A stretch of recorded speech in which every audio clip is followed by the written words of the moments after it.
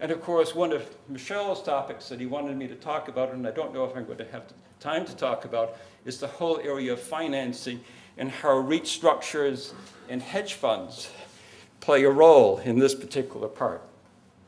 Most of the activity in innovation is through products and services. We're excellent at that.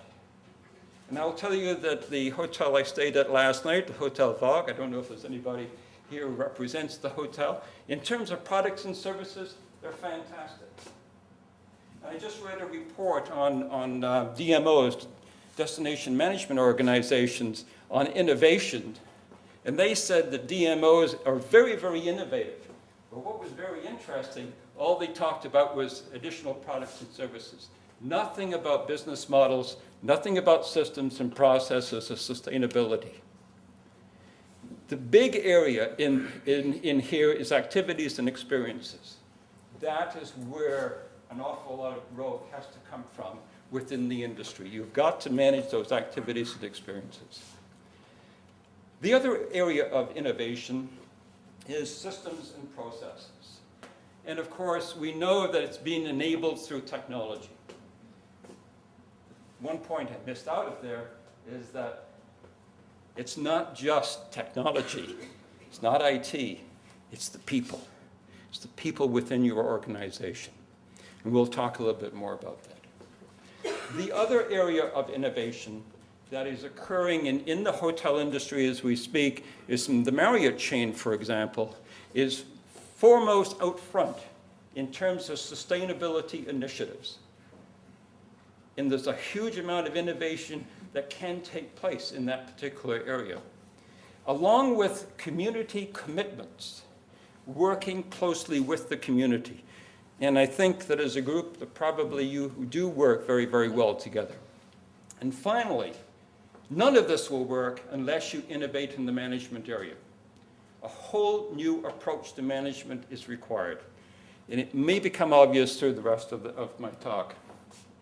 One of the things that I want to talk about is why is innovation important? Some of the points I've already made attest to that fact. There is no such thing as sustainable profitability. No such thing. You know that. So that's one reason why you have to think innovatively along all those levels. The second reason is that in every business, the value that is created one day is lost. It's lost the next day. Let me go through some of those reasons why value migrates out of a company. Age and obsolescence of buildings and facilities, obvious to us all. Degrading standards. So many operations I go into, their standards of operation are going down. No one's paying attention. They think they've got the standards manual and they've got someone out there training employees, but something is lost because when it comes down to the relationship between guests and employees, those standards are falling far short of what should be. So value migrates out of the hotel. Hotels are supposed to be places where your whole senses are magnified. They should be, because that is really what you sell. You sell experiences that provide sensory pleasure, emotional pleasure.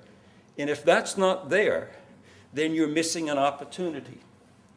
And I'm not saying the Ritz-Carlton was short on that. I'm just using that as an example of value migration out of a business. Consumer activism. Whenever I travel, I'm going to Mexico in a couple of weeks' time, who do I go to for advice? People who have been there, who are telling me about their stories, where to stay, where to go, what not to do, and TripAdvisor. And I don't know if you know TripAdvisor, but go on there and take a look at the comments for your hotel. And if you haven't done that lately, you might be in for a shock. A shock. And everyone is reading that. Okay. Those are examples of value migrating. There's all sorts of other things that I can sort of outline, but we have got to address those. We've got to be aware of those. There's also, as a result of this, a loss of customer confidence in your brand. And if there is loss of confidence, they're not going to come, they're not going to stay as much, and they're going to be very, very price sensitive. So your pricing power, your power to maximize your prices, your ADR, is severely, severely limited. And that hurts your brand. So all of a sudden, your brand reputation starts to fall. Now, as operators, you're saying, well, my brand is solid. It doesn't matter what you think. It's what the consumer thinks. And if you don't know what the consumer thinks, you're in for a rude shock at some point in time. So the question is how are you going to find that out? And the answer to that is to create a compelling business model. I don't know if all of you can see it because I'm going to start from the bottom here and work my way up. The first idea is to create value, not just for yourself and not just for the shareholders. In fact, that's one of the problems that we've got ourselves in, is that we've been trying to create value for the shareholders. And as a result of that, hospitality side, the service side in our operations has declined because we've taken resources away from the operational aspect to give them to the shareholders. And to me, that's a sin because it destroys the brand very, very quickly. And it creates stress in your employees. So the answer to that is to say, how can I create value for customers? Now, I know that all of you create some value for your customers right now, otherwise you'd have no business. The question is, what can you do more to create more value? And it really means you've got to get inside their head. You've got to understand why they are coming to your hotel, why they're coming to Montreal as a destination. What is it that they want to accomplish? What's the job that they want done? What's the experience that they want to have? If you don't know and don't care, you are a commodity operator. In other words, your level of competitive advantage is being shortchanged. You've got to understand this in relationship to the customer's activity value chain, what it is that they're going to do or want to do within this destination. What can you do to ease that process and make this a very, very enlightening experience for your visitors? Of course, it means creating new products and services, experiences, but they have to be designed in such a way that they create meaningful value for your customers. You then have to capture that. You have to do what I call as profit by design, and I'll come to this particular point in a minute. And then you have to sort of put it to the test, to the financial test. You have to look at your revenue models, your gross margins, etc.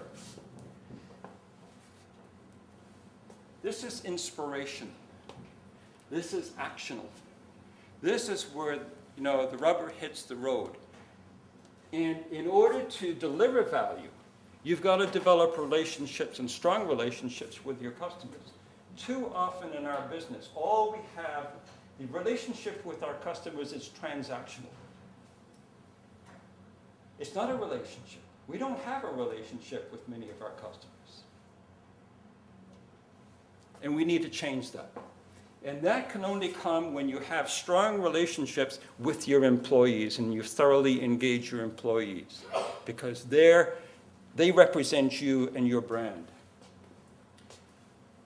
Talked about this. And then finally, you have to assure this. And there has to be alignment with the vision, the values, and strategies of your company, the inspired hospitality, the competency, and the standards that come with it. And they have to be ingrained in everybody.